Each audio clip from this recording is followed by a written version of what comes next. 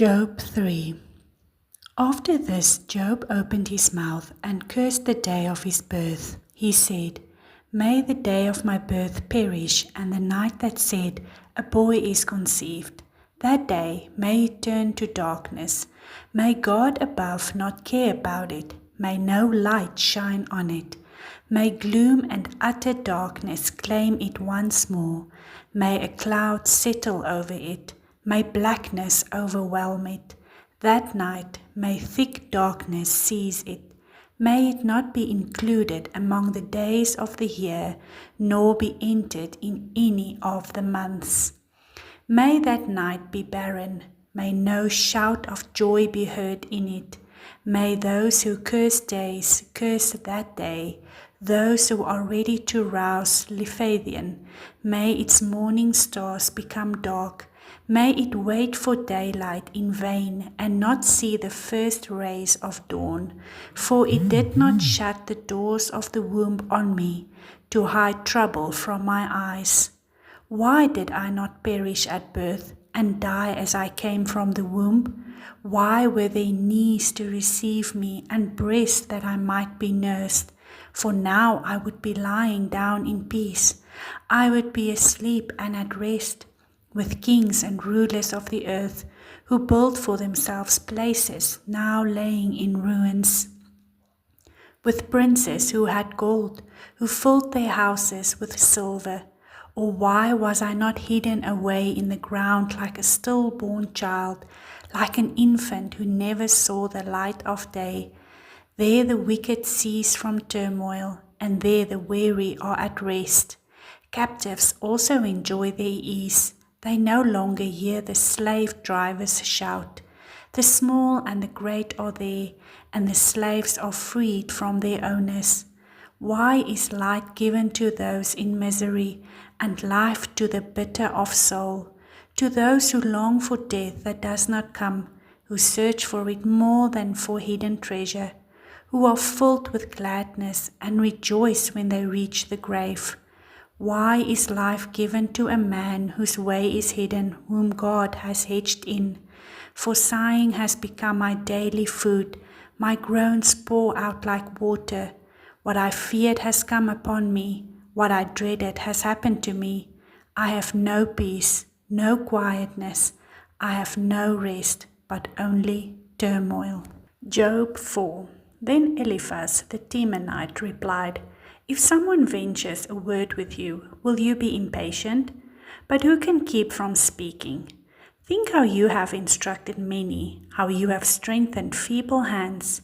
Your words have supported those who stumbled. You have strengthened faltering knees.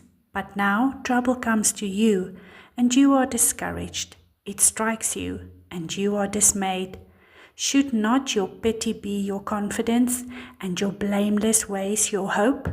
Consider now, who being innocent has ever perished? Where were the upright ever destroyed? As I have observed, those who plough evil and those who sow trouble reap it. At the breath of God they perish. At the blast of his anger they are no more.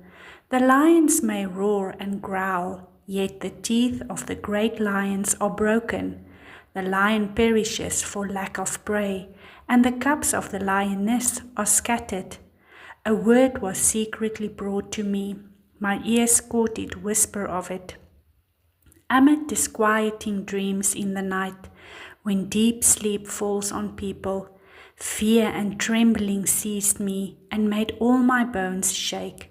A spirit glided past my face, and the hair on my body stood on end. It stopped, but I could not tell what it was. A form stood before my eyes, and I heard a hushed voice.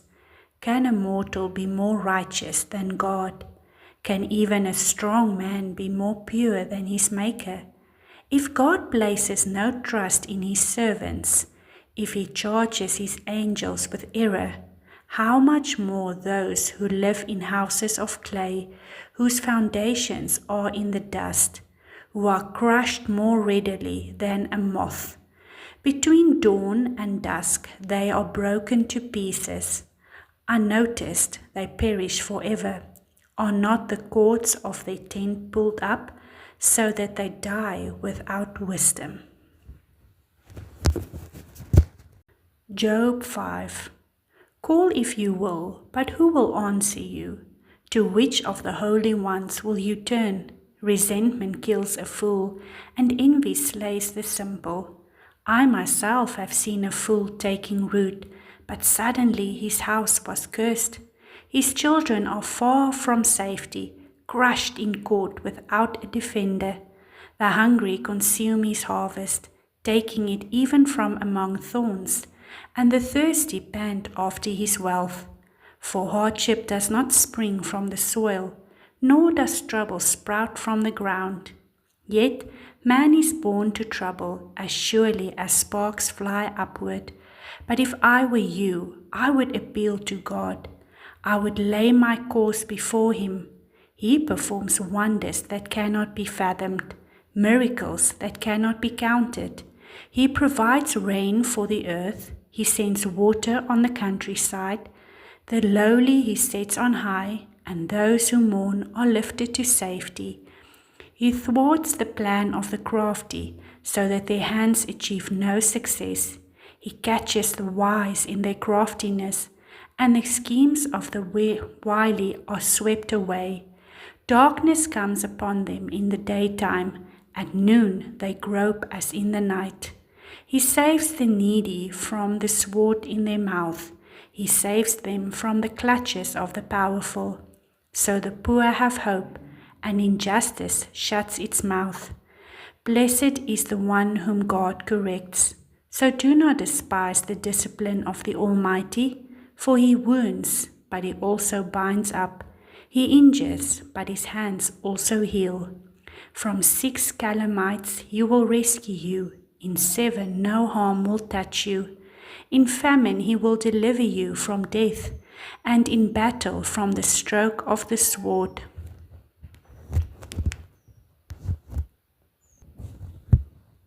You will be protected from the lash of the tongue, and need not fear when destruction comes.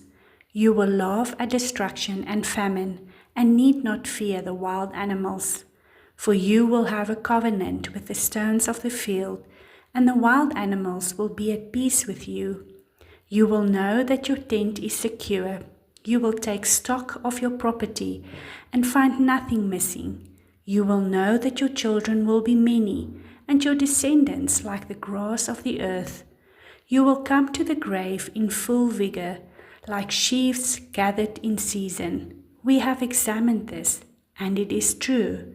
So hear it and apply it to yourself.